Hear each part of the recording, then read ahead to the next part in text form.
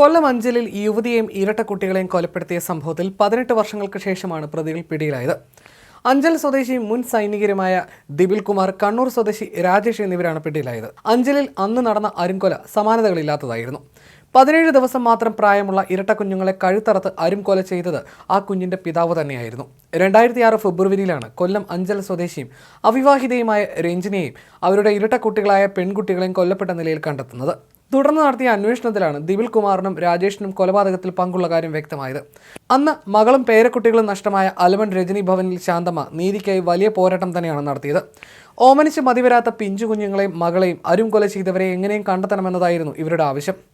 അന്നത്തെ സംഭവം അഞ്ചൽ സ്വദേശികൾ ഇന്നും മറക്കുന്നില്ല. ചെറുമക്കൾ രണ്ടുപേരെയും കുളിപ്പിച്ചൊരുക്കി ഉറക്കി കിടത്തി അവർക്ക് മുത്തം കൊടുത്താണ് ആ മുത്തശ്ശി വീട്ടിൽ നിന്നും പുറത്തു പോയത്.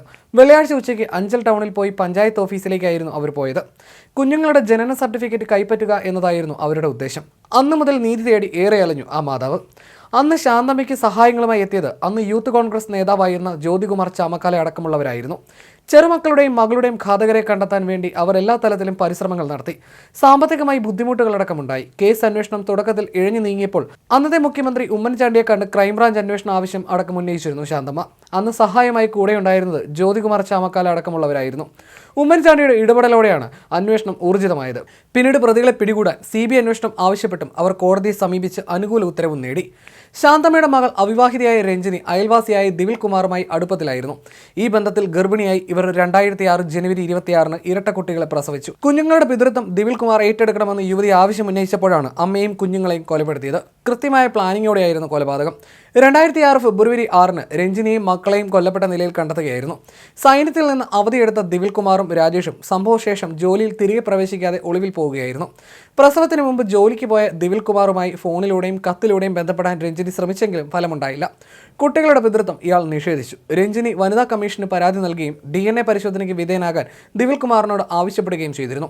ഇതിന് ഇയാൾ തയ്യാറായിരുന്നില്ല. പ്രസവത്തിനായി തിരുവനന്തപുരം SIT ആശുപത്രിയിൽ പ്രവേശിപ്പിച്ചിരുന്ന രഞ്ജിനിയെ കാണാൻ മറ്റൊരു പേരിൽ എത്തിയ രാജേഷ് അവരുമായി അടുപ്പം സ്ഥാപിക്കുകയും ദിപിൽ കുമാറിനെ കണ്ടെത്താൻ സഹായിക്കാമെന്ന് ഉറപ്പു നൽകുകയും ചെയ്തു.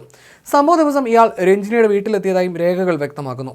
രഞ്ജിനിയുടെ അമ്മ ശാന്തമ്മ കുട്ടികളുടെ ജനന സർട്ടിഫിക്കറ്റുമായി ബന്ധപ്പെട്ട് പഞ്ചായത്ത് ഓഫീസിൽ പോയിരുന്ന സമയത്താണ് കൊല നടന്നത്.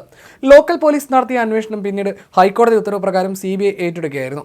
18 വർഷങ്ങൾക്ക് ശേഷമാണ് പ്രതികൾ ഇപ്പോൾ പിടിയിലാകുന്നത്. ദിപിലും രാജേഷും പോണ്ടിച്ചേരിയിൽ കുടുംബജീവിതം നയിച്ചിരുന്നു എന്ന രഹസ്യ വിവരത്തെ തുടർന്ന് CBI അന്വേഷണം ഊർജിതമാക്കുകയും പ്രതികളെ പിടികൂടുകയുമായിരുന്നു. 18 വർഷക്കാലം പോണ്ടിച്ചേരിയിൽ മറ്റൊരു പേരിലും വിലാസത്തിലും ആധാർ കാർഡിലുമാണ് പ്രതികൾ ഇത്രയും കാലം ജീവിച്ചതെന്ന് CBI പറഞ്ഞു. പോണ്ടിച്ചേരിയിലുള്ള 2 അധ്യാപികമാരെ വിവാഹം കഴിച്ച് കുട്ടികളുമായി അവിടെ തന്നെ താമസിക്കുകയായിരുന്നു ഇവർ. ഇരുവർക്കുമായി രാജ്യത്തിനകത്തും പുറത്തും അന്വേഷണം വ്യാപിപ്പിച്ചിരുന്നെങ്കിലും പിടികൂടാൻ സാധിച്ചില്ല. പിടികൂടാൻ സഹായിക്കുന്നവർക്ക് 50,000 രൂപ ആദ്യം പാരിതോഷികം പ്രഖ്യാപിച്ചിരുന്നു. ഇത് പിന്നീട് 2 ലക്ഷം രൂപയായി ഉയർത്തുകയും ചെയ്തു. CBIയുടെ ചെന്നൈ യൂണിറ്റ് പ്രതികളെ കൊച്ചിയിലെത്തിച്ചു. CJM കോടതിയിൽ ഹാജരാക്കി. ജനുവരി 18 വരെ കോടതി പ്രതികളെ റിമാൻഡ് ചെയ്തു. പ്രതികളെ കസ്റ്റഡിയിൽ വേണമെന്ന് ആവശ്യപ്പെട്ടുകൊണ്ട് തിങ്കളാഴ്ച CBI കോടതിയിൽ അപേക്ഷ നൽകും. അഞ്ചലിൽ സംഭവം നടന്ന സ്ഥലത്തടക്കം പ്രതികളെ കൊണ്ടുപോയി തെളിവെടുപ്പ് നടത്തും.